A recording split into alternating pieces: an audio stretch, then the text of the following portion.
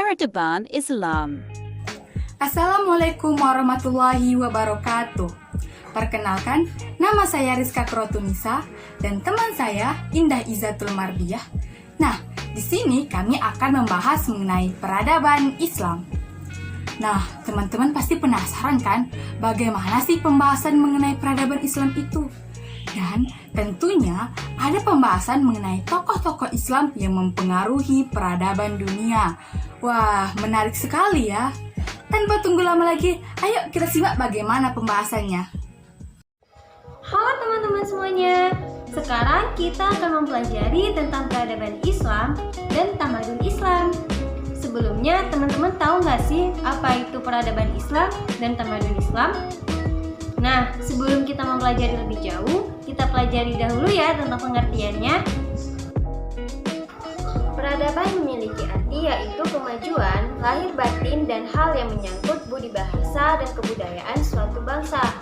Peradaban ini mencakup sekumpulan aktivitas yang berhubungan dengan kehidupan manusia, pola pemikiran, keyakinan, dan keilmuan satu umat atau setiap karakter khusus tertentu baik material maupun non-material.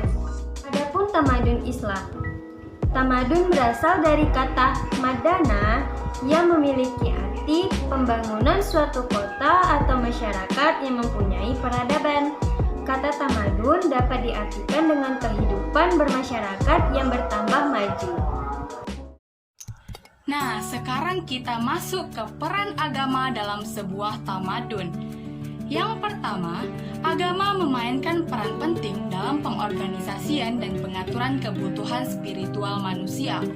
Di sini, agama memiliki peran yang krusial dalam menentukan dan memberlakukan hukum yang merupakan prinsip-prinsip yang mengatur dalam aspek-aspek tertentu kehidupan. Peran kedua, agama memiliki kekuatan hukum yang tidak dapat terbantahkan. Karena agama didasarkan atas landasan menempatkan iman pada keberadaan Tuhan yang melihat dan mengontrol manusia, dan yang mempengaruhi bukan hanya semua yang mereka lakukan, melainkan juga semua yang mereka pikirkan dan semua niat dan tujuan mereka. Yang ketiga, dalam prinsip-prinsip etika, agama secara khusus memiliki prioritas yang tak tergantikan oleh hal duniawi lainnya dalam pengembangan manusia. Selanjutnya kita masuk ke pembahasan mengenai kontribusi umat Islam terhadap peradaban dunia. Jika kita berbicara mengenai kontribusi umat Islam terhadap peradaban dunia, tentunya sangat banyak sekali. Yang pertama, ilmuwan Muslim telah berhasil memberikan sumbangan eksperimental.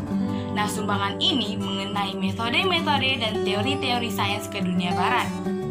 Yang kedua, ilmuwan Muslim telah berhasil memberikan sumbangan tentang sistem notasi dan desimal Arab yang dalam waktu yang sama telah dikenalkan di kalangan ilmuwan barat. Yang ketiga, karya-karya ilmuwan Muslim terutama pakar bidang kedokteran telah banyak diterjemahkan, khususnya karya Ibnu Sina yang digunakan sebagai referensi utama di lembaga-lembaga pendidikan tinggi. Yang keempat, lewat berbagai karya ilmuwan-ilmuwan Muslim telah melahirkan pengaruh besar. Nah, pengaruh besar ini yaitu merangsang kebangkitan bangsa Eropa, memperkaya kebudayaan Romawi kuno, serta literatur klasik yang melahirkan pembaharuan. Yang kelima, ratusan lembaga pendidikan Islam yang didirikan jauh sebelum Eropa. Yang keenam, ilmuwan Muslim yang telah berhasil melestarikan pemikiran tradisi bangsa Romawi Persia. Yang ketujuh, banyaknya sarjana Eropa yang belajar ke berbagai lembaga pendidikan tinggi Islam. Yang kedelapan, ilmuwan-ilmuwan Muslim yang telah menyumbangkan ilmu pengetahuan kepada kalangan Eropa. Nah, kita masuk ke pembahasan terakhir mengenai masjid sebagai pusat peradaban umat. Sejak zaman Nabi, masjid sudah difungsikan sebagai pusat peradaban Islam. Maksudnya gimana ya?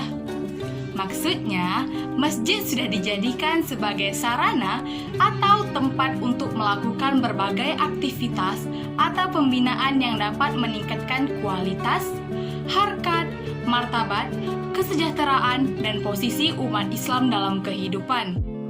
Nah, teman-teman, seperti yang sudah kami jelaskan tadi, bahwasannya peradaban Islam sudah mengalami kisah yang sangat panjang melalui ilmuwan-ilmuwan muslim yang terkenal di dunia.